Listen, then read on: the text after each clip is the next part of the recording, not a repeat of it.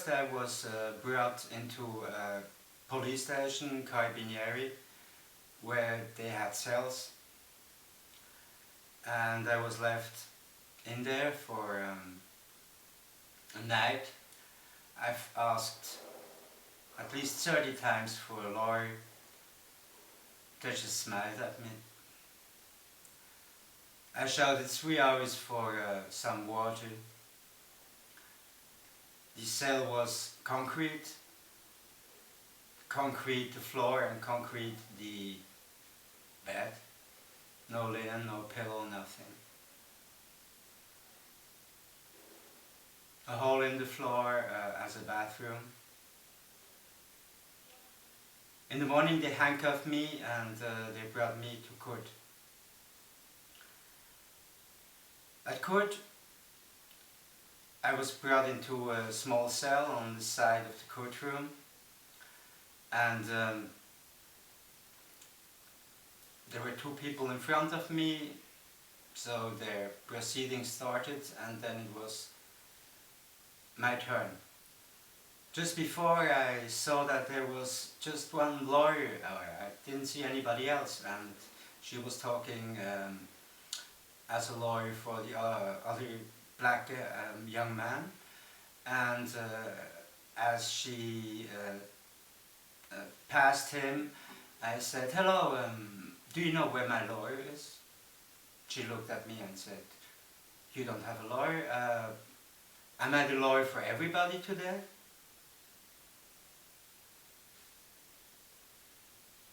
And then she left.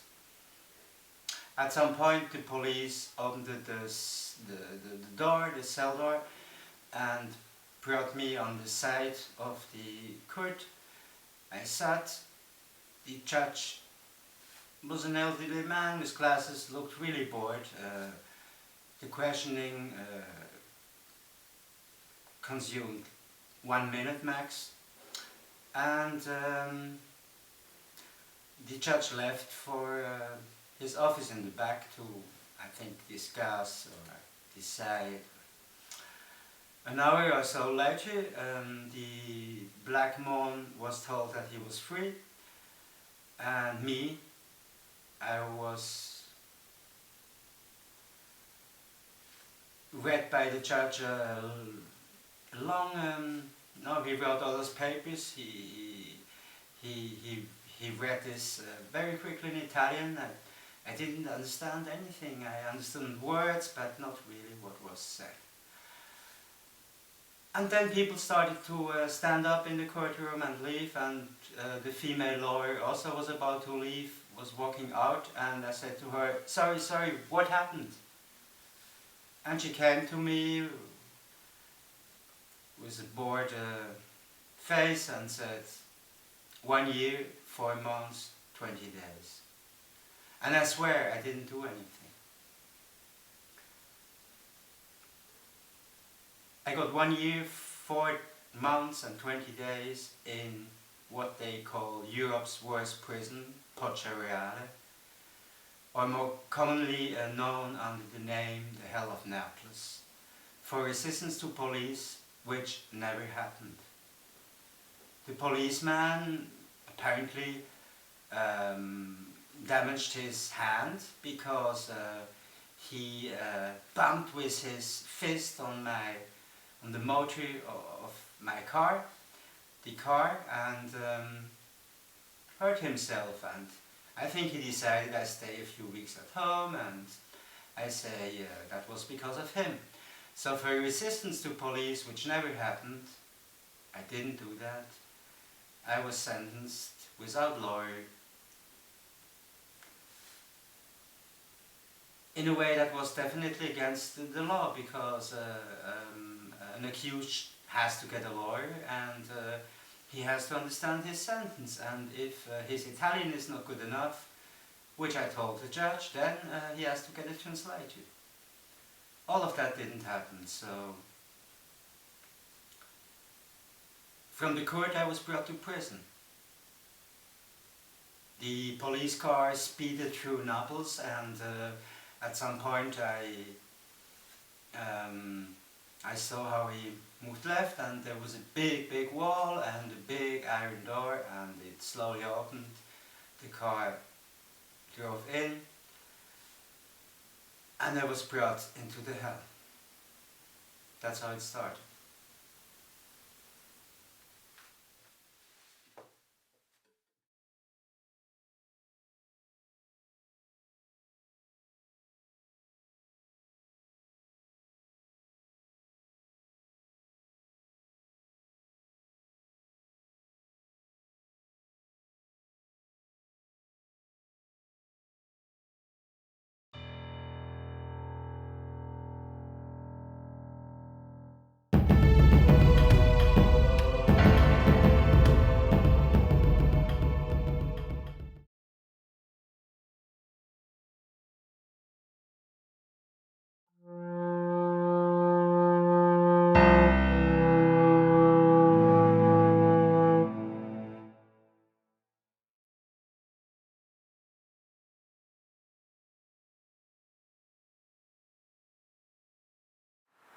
Fear of death is one of the worst feelings inside.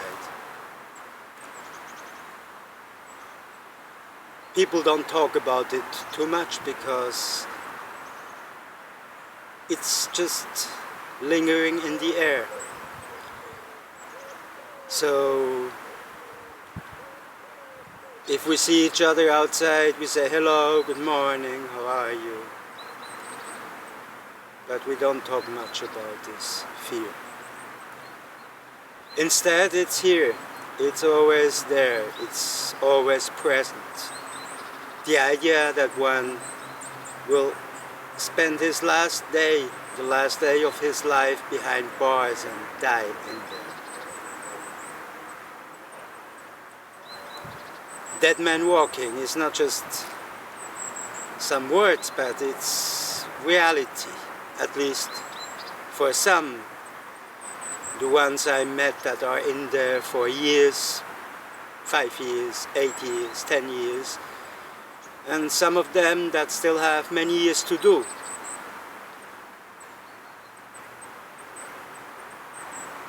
So I often thought, I just want to get out here alive. I want to make it. Please, God, give me that chance, give me that last chance. I don't want to die in here. And when I left on the day of my departure, when they opened the cell door finally and let me out, when I said goodbye to some people in the cells around me, I remember one man that shook my hand, and big strong man, but he just had tears going down. He said, I wish you all the best, and he was crying. This fear of dying in there is a big fear, and if one thinks about that, there is a final death when one stops to breathe and maybe gets here in this graveyard, in this cemetery. Or there is also mental death when one goes nuts, when one is not able to live a healthy life anymore. And death by terminal illness. So this whole feelings, all these feelings, they were in the air, and often when voluntarists, nuns from the church, priests, guards said me, just be patient, just wait, relax, wait. I thought by myself, it's easy for them, they can go out in the evening, they got family, they can see the light of freedom, they can leave this place and come back. Not us, we have to stay until one day we get told to leave. And there is another thing in prison which is quite hard because it's not so apparent. All these court papers, people get called and then get those papers every day there are long lines of people getting new papers. Until your last day, until the day you finally get released.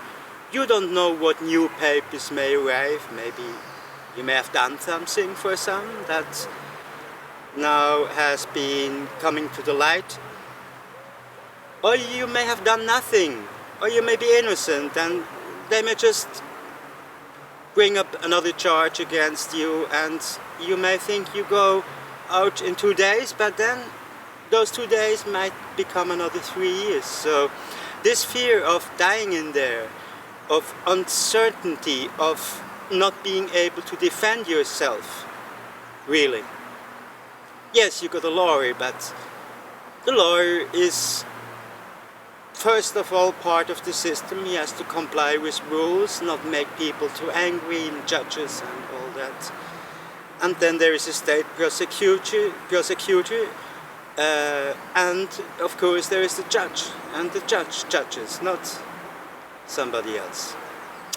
So you feel kind of defenseless in there, behind bars in prison. And so deep inside, I just felt one wish every minute, every second of my stay behind bars. Please God, let me out alive. Let me out healthy, and let me keep my brain sane and my body sane, at least to some point, and let me go out alive, please. And it happened.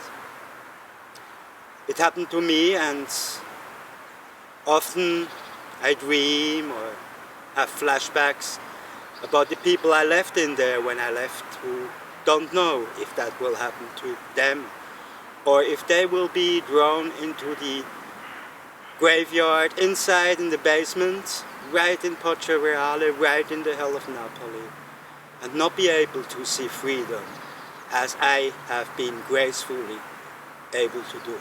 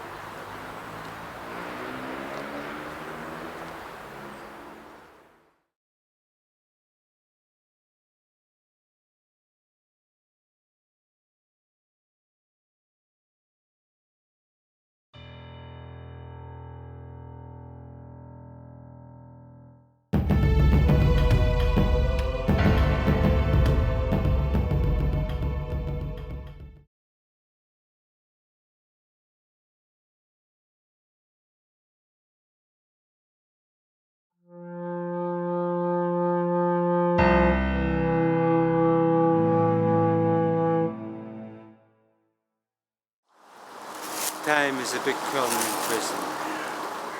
Doing your time. But the problem with time is, it's like in a good or bad movie in the cinema. If it's a good movie and you're not bored, those 2 hours just flash by. But if it's a bad movie and you have to stay in there for some reason, it goes slow. The problem with prison is that boredom, thoughts, time. A second becomes a minute an hour a day, a month, a year. It's so relative, and as the day of supposed freedom approaches, time seems to stand still.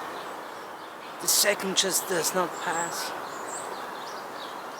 Thus, doing one's time is more than just the time one does. It's 10, 20 times the time one would feel it is outside. It's It's just hard to survive every second, every day, and sometimes I was writing a lot in prison to keep alive in my mind, in my thoughts, keep healthy, and I wrote and wrote and wrote, and it was still the same day, it was still Sunday, and it was still lunch, and the evening didn't come, and the night, and so surviving time is a mental difficulty in prison, just surviving the time, getting out alive.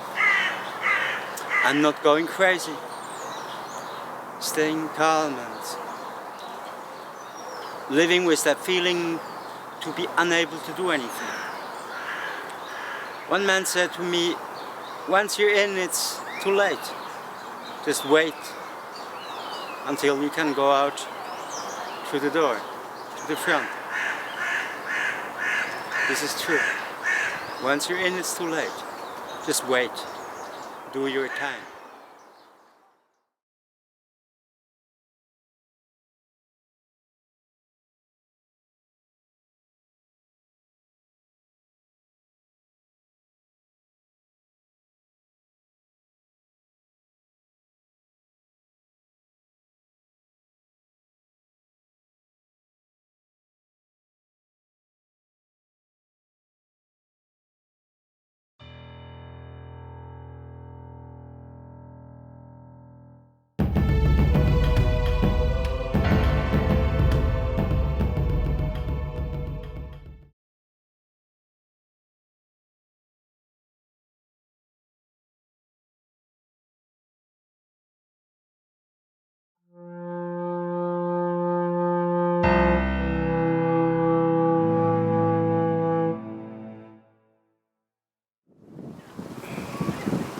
Only when one is behind bars one realizes what freedom really means. I thought a lot about that. Freedom when we are with 9 people on 15 square meters, behind iron bars 20 to 23 hours a day, only to be able to go out in the courtyard and walk in a space of maybe 150 meters.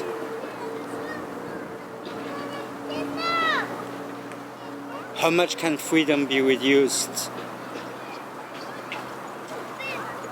So, for example, some inmates, they were allowed to work, and so they were walking in the hallway, cleaning, serving food, other things to do. And they had comparative more freedom than the ones behind the bars. So what is freedom? And if one is out, one has much more freedom. One can go maybe from country to country if one is allowed and has the money to travel and the time. Then again, we're all kind of prisoners, if you can call it such, on this earth, the only planet we have. So again, freedom is limited, as long as we can travel to the moon or the Mars. But in Poggioreale, freedom is very limited. There was a black man who was cleaning outside, a young black man, innocent like me, accused of having beaten 7 police, and even 1 woman, and turned 1 policeman perpetually mad, unable to work. He said to me, how can I do that? Look at me. But still he's got 3.5 years of prison. So he said to me quite often, freedom is the most important thing in life. When I came out, my daughter invited me to a dinner, and while I was eating the pizza and sipping on some nice red wine, I suddenly had a flashback and said to her and her boyfriend sitting next to her, you know, it's so amazing when one is out, one can actually choose where to go. I could leave this place or come back And if I went out of this door, I could choose if I go left or right. And she looked up at me and said, "Papi, stop it. It's so boring what you're telling us."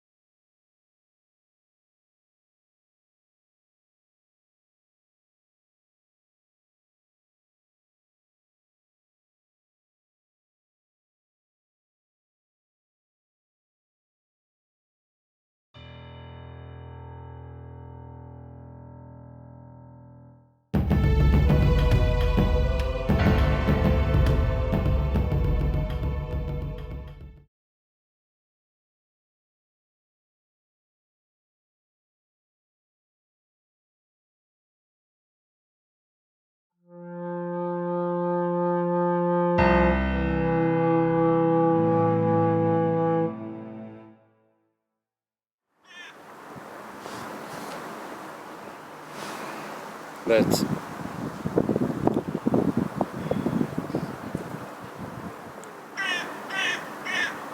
so the psychiatrist in prison, he was not a stupid man. I'm not a big fan of psychiatrists, but he was in war. He worked in the army, so he must have had seen his share of traumatized people. So yeah, so we had sometimes quite good talks. Sometimes he even offered me cigarettes, and soon before my release I said to him, it's crazy, only when one is in prison, one is in a place like this, in a prison where one has very, very limited freedom, one realizes what freedom is worth. And he said to me, yeah, that's true. I think we humans, we often don't realize what we have before we lose it. This is a bad thing. Maybe health, maybe being young, maybe certain luxuries we take for granted. Like,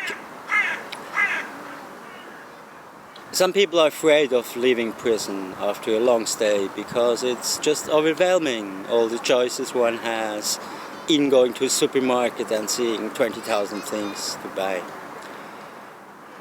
or deciding how to program one's day, where to go, what to do, who to meet, all the people,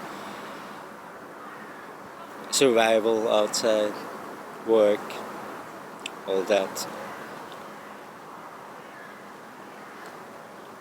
I thought enough about that. The good thing is, if you're inside, behind bars, you got lots of time to think. And so when I came out, it was okay. I felt happy. Yes, the choice in the supermarket felt overwhelming, and I spent the next 3-4 months to try everything out that I didn't have in there. So I have this chocolate bar, I have this meal, I have this juice, some wine, buy my preferred tobacco and such.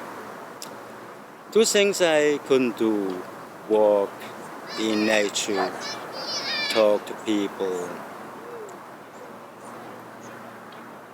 So freedom still feels to me like the most essential thing in life, even before having a shelter and food, warm. Freedom is the most essential thing in life. I remember the young black man often, and he is most probably still in there for quite some time. Innocent or culpable, the system does not care. Permanently or temporarily deleted numbers, that's what we were in there, and I think that more and more in this society that's what we always are. A birth number, old age number, a social security number, a military number, a staff number, hospital patient number, an inmate number, a grave number. Just numbers in the system. Useless eaters, like the elite says. Are we?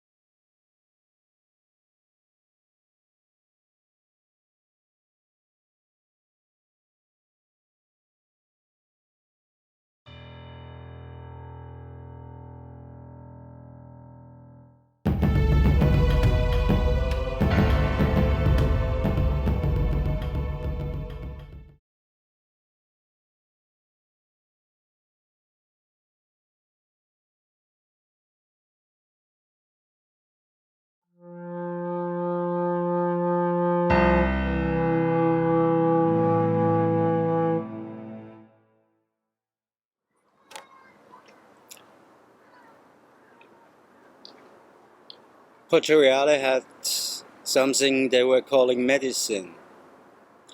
Medicine consisted of pain pills.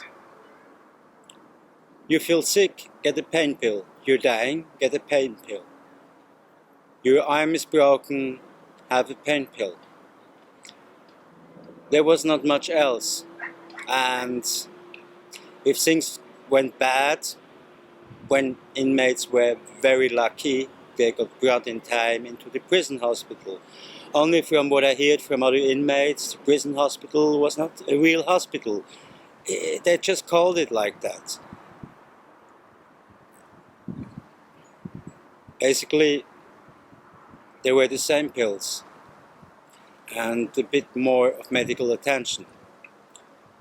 And I've seen inmates there for many years which were seriously sick, had tumors, cancer, sometimes very visible, blown up here or there, not able to walk, where their lawyer applied many times to the judge to put them in a real hospital, and the judge just said no. So I saw people left in there to die. Is this right? I don't think so. An inmate broke my arm and a few ribs. After asking the doctor many times, I got brought into an X-ray. They made an X-ray of me, and for the next 10 months absolutely nothing happened.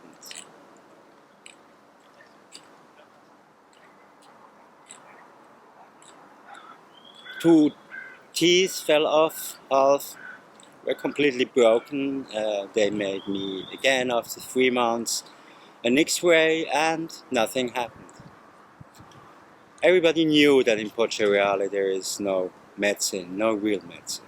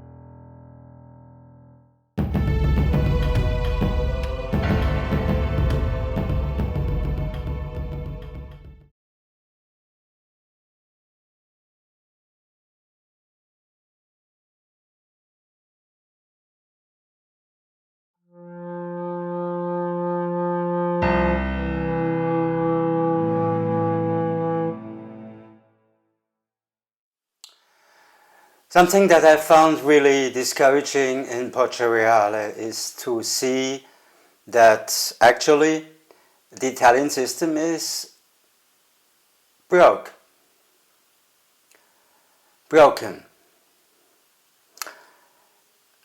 A prisoner, an inmate, costs the Italian taxpayer lots of money each day, each month, each year. And at least, according to my calculations and to the information I have, about 5 to 6 million euros disappear every single year, just in Poggioreale. I made the calculation, the food, the work, the administration, security, renovations, very small. The work, some work given to prisoners, transport. All of that, if you remove this cost from what the taxpayer pays for the over 3,000 inmates in Poggioreale, you got over 5 million euros each year that are not accounted for. Where does the money go? Prison is a business, the young black man repeated to me nearly every day. And this is true. But prison is a business on the shoulders of the inmates and also of the people working in prison, the guards, the doctors, the psychiatrists, the administration, because they also feel bad. Whatever you say, the answer is always, we have no money. But where does the money go? Prison is also a business because a whole industry lives from it. Not only the people working in prison, but also the judges, their officers, the state prosecution, the lawyers. Even the lawyers, I met some good lawyers and I met a lot of bad ones. I remember meeting a lawyer and the first thing he said to me is, how much money do you have? I accept a payment by Western Union. You need to send me 5,000 euros and before I won't do anything for you. I said, okay, thank you, goodbye. What else should I do? In prison one always needs to be polite. So there's a whole system behind prison. A whole system that makes money. Money that is made on suffering. Okay, I mean, I met murderers and killers and bank robbers and organized crime members. I'm not saying that they're nice people. I'm not saying that they're not criminals. I also met innocents. I met people that were, I remember one man from Morocco who was caught on the street with 3.5 grams of hashish. 3.5 grams of soft crack is not a lot. He got 3 years and 9 months. There are two questions here. One, what does society win if they take one man with a very, very small amount of soft drug on the street, while at the same time cargo ships with tons and tons and tons of the same stuff are in the sea every night? I don't want to go too deep into the subject, but basically the big criminal families, they work together with government, police. So their ships, they just go by, nobody controls them. And then they take the small man on the street and the taxpayer has to pay hundreds of thousands of euros for that man. Yes, prison is a business, and I think in a prison like Poggioreale in Naples, in the south of Italy, the largest federal prison in Italy, you get the picture well that prison is big business, indeed.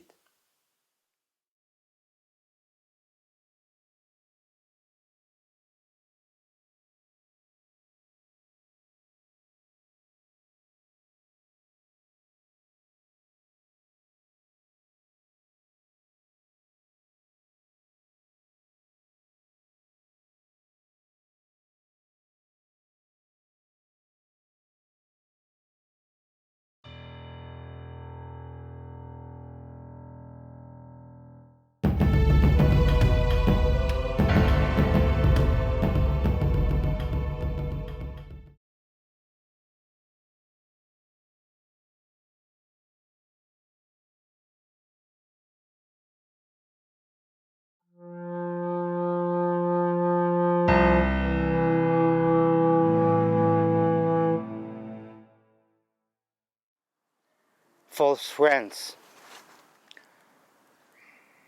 I didn't have so many friends in my life. But when I got to prison, I, as many others in there, realized how many false friends I had. One friend, I knew him since the age of 7, for more than 45 years. He stole my money in prison. I mean, my mother, she is an old woman now, and she is in an elderly home. And I managed, by asking other inmates for a stamp and paper and a pen, and finally I managed to send her a letter. The first she didn't receive, but the second apparently yes. And so I also sent a friend of mine, this friend, a letter, and he went to my mother. She gave him money for me to send to me, and he never sent it. He just used it for himself. It's just one example, but most inmates had many examples for this. How many friends they had outside to cook food for them, to have beers and wine and have a nice time, and how few friends they suddenly had once behind bars. So many people in there felt alone. Many people in there didn't have friends. And they sent letters and letters and tried to reach them, to no avail. Nobody wanted to come and visit them, nobody wanted to give them any kind of support or let them stay at their home sometime. So, in most cases, all those friends we think we have, they're just based on relative situations, and once you're not in a good situation anymore, they're gone. This makes you harder. When you get out, you don't want any false friends anymore. You'll take care of the good people, and you forget about the useless ones. This is a story about prison too.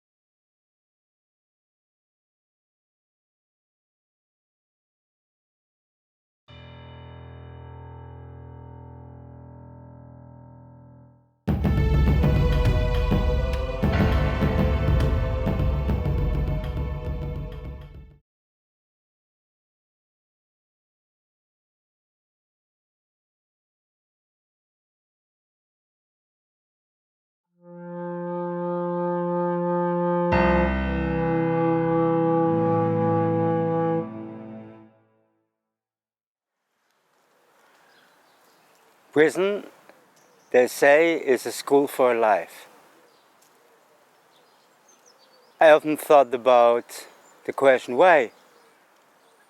Is it a school for life because it's hard?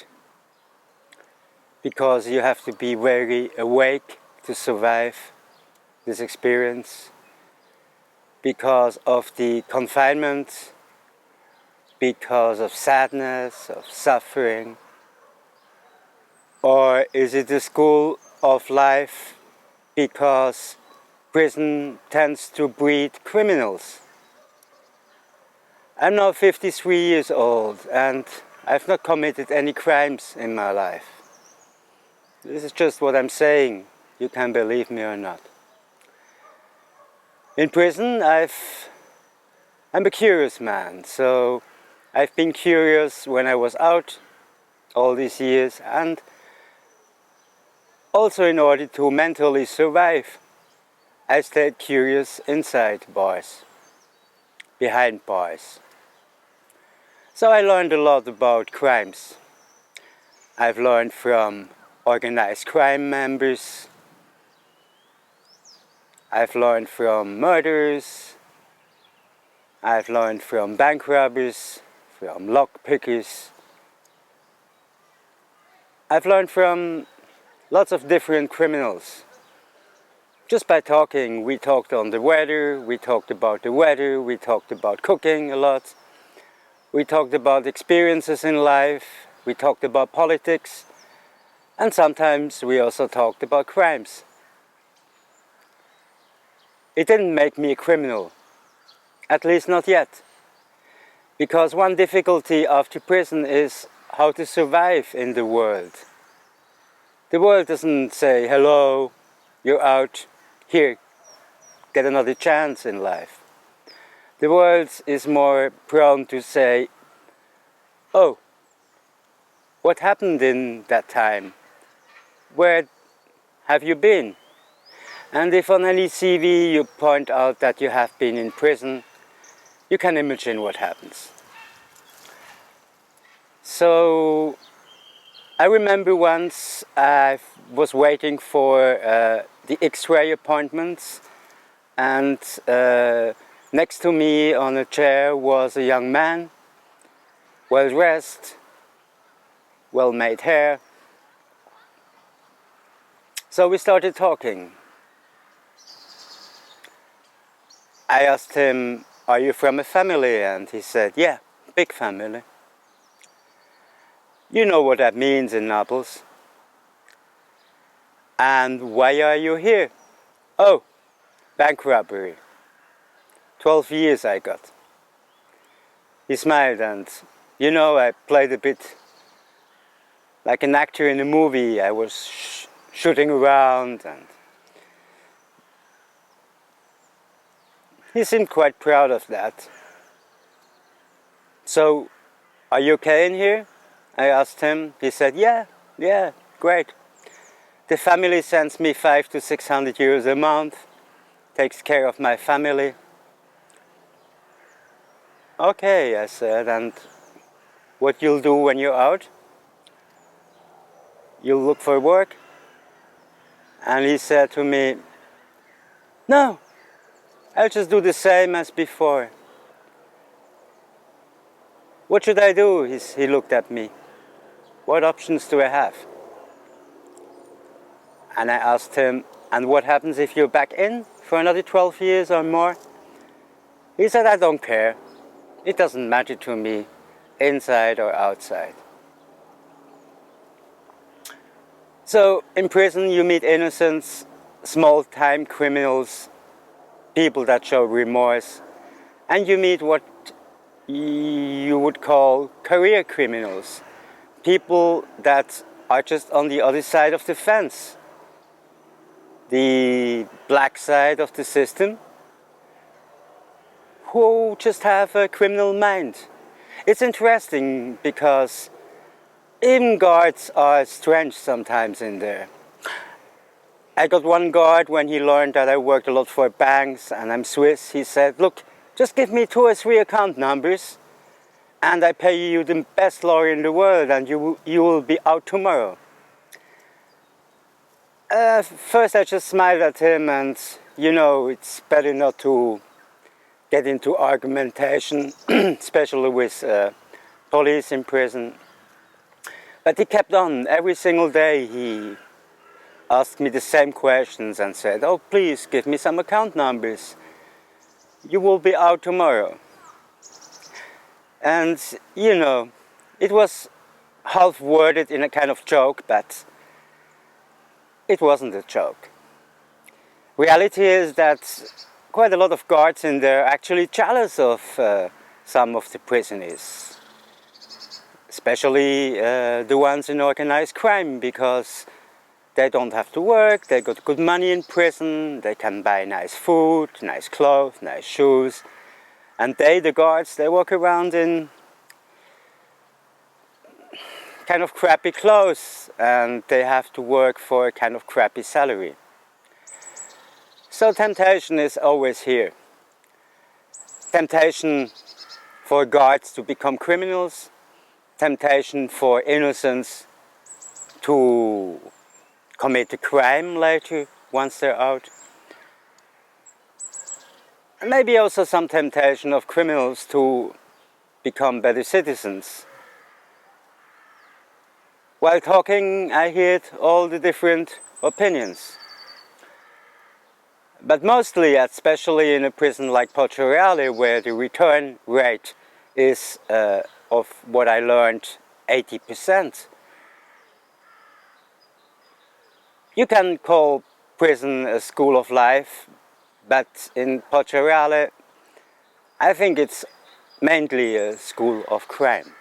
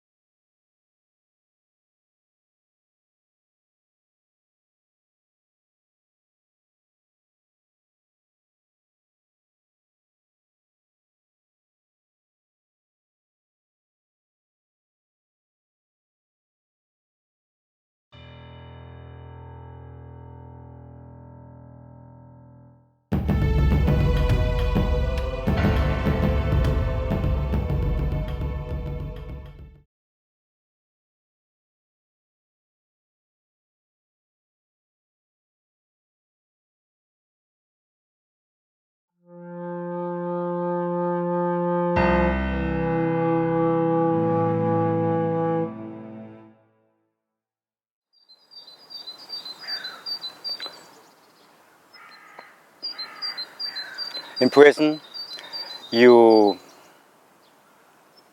have a lot of dark times, of blue.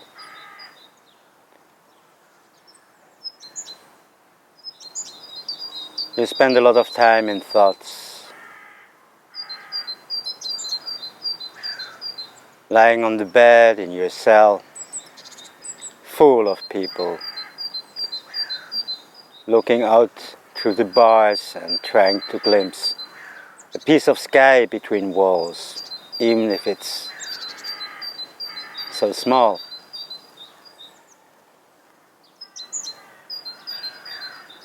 Enjoying a cigarette because you got some tobacco by luck. Having a good conversation outside in the courtyard.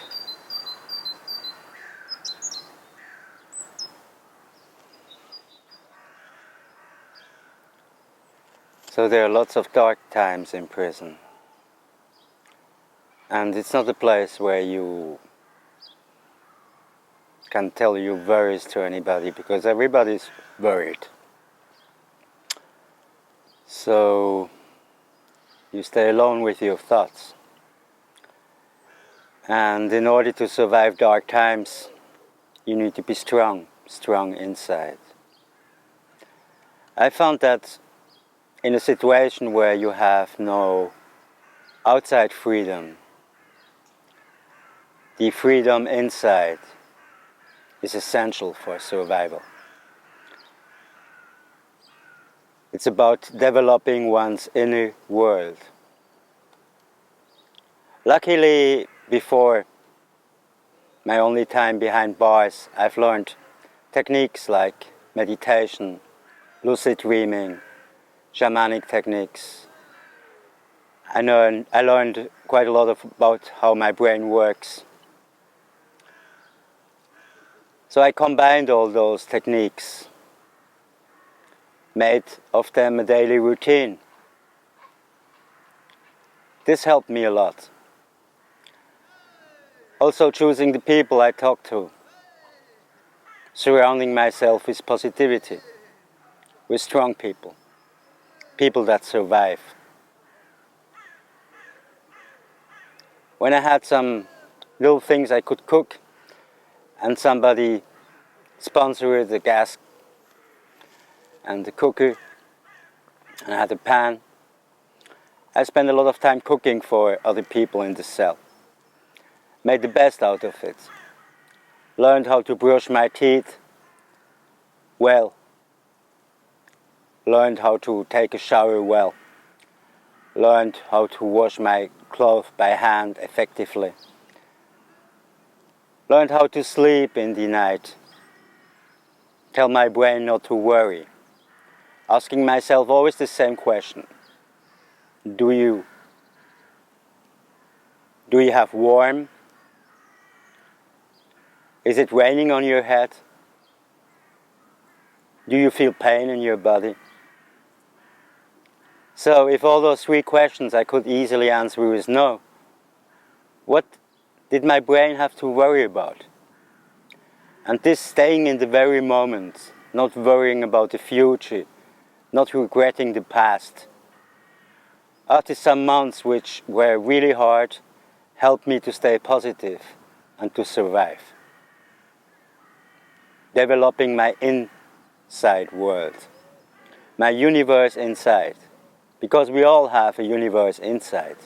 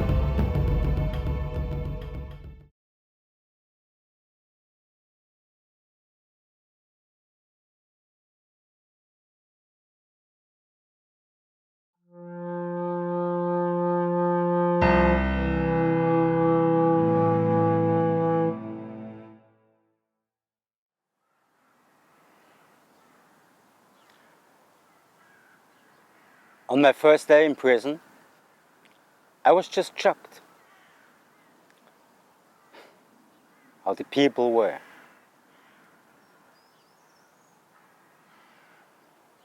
The craziness in the air. The surroundings, everything grey and dark. No flowers, no plants, no nature, nothing. So the first few months I've spent in a suicidal mood, always trying to find strings and ways, and got a plastic bag on my head, tried to stop breathing. I didn't want to live anymore.